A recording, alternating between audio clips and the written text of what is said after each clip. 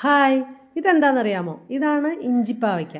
ഇഞ്ചിയുടെ അത്രയേ ഉള്ളൂ, അതുകൊണ്ട് ഞാനിട്ട പേരാണ് ഇഞ്ചിപ്പാവയ്ക്ക. വേറെ ഇതിന് പേരുണ്ടോയെന്ന് എനിക്കറിയാൻ പാടില്ല കേട്ടോ. ഇത് ശരിക്കും പാവയ്ക്ക തന്നെയാണ്, പാവലത്തിൻ്റെ പോലെ തന്നെയുള്ളത്. അതിൻ്റെ പൂവൊക്കെ ഭയങ്കര ചെറുതാണ് കേട്ടോ.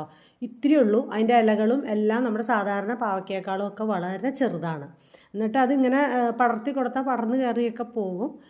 പക്ഷേ ഇത് ഇത്രേ ഉള്ളൂ. അതിൻ്റെ ഒരുവിധം മൂത്തതാണ് ഇത് ഈ കാണുന്നത് കേട്ടോ. ഇത് കണ്ടോ, ഇത് ഇത്രയേ ഉള്ളൂ സംഭവം, ഏറ്റവും മൂത്ത് കഴിഞ്ഞിട്ടുണ്ടെങ്കിൽ. പിന്നെ ഞാനത് പറിച്ചു. ഇവിടെ ഉണ്ടായതല്ല, എൻ്റെ അപ്പുറത്തെ വീട്ടിലെ ചേച്ചിയാണ് കേട്ടോ എനിക്ക് തന്നത്. നീ ഇത് കൊണ്ടുപോയി വെച്ചോന്നും പറഞ്ഞു. അപ്പോൾ ഇന്നലെ പോയിട്ട് പറിച്ചിട്ട് കൊണ്ടുവന്നു ഞാൻ. അപ്പോൾ അത് കൊണ്ടുവന്നു. അപ്പോൾ കയ്പില്ല എന്ന് പറഞ്ഞു. അപ്പോൾ ഞാനത് പറിച്ചു കൊണ്ടുവന്നു. ഇതേപോലെ രണ്ടാക്കിയപ്പോഴും അതിൻ്റെ കുരു ഒന്നും കളയാനില്ല കേട്ടോ. അതുകൊണ്ടത് ഞാൻ മഞ്ഞൾപ്പൊടി, മുളക് പൊടി, മസാലപ്പൊടിയൊക്കെ ചേർത്ത് ഇതേപോലെ ഫ്രൈ ചെയ്ത് കഴിച്ചു നോക്കിയപ്പോൾ നല്ല ടേസ്റ്റ് ഉണ്ട്. കാരണം കയ്പൊന്നും ഇല്ലല്ലോ.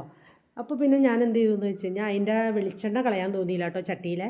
അപ്പോൾ ഞാൻ അതിനകത്ത് ഇത്തിരി നാരങ്ങാച്ചാറും കൂടി കൂട്ടി കുറച്ച് ചോറും ഇട്ട് നന്നായിട്ട് കുഴച്ച് കഴിച്ചപ്പോൾ നല്ല ടേസ്റ്റ്. ഒന്നും പറയാൻ പറ്റാത്ത അത്ര ടേസ്റ്റ് ആട്ടോ അത്. ഇതിൻ്റെ പേരെന്താണെന്നൊന്ന് പറയണം കേട്ടോ നിങ്ങൾക്കറിയാമെങ്കിൽ. ഇതിൻ്റെ വിത്ത് ഞാനിവിടെ പാകി നോക്കാമെന്ന് വിചാരിക്കേണ്ട കേട്ടോ, ഉണ്ടാവുമെന്ന് അറിയാലോ.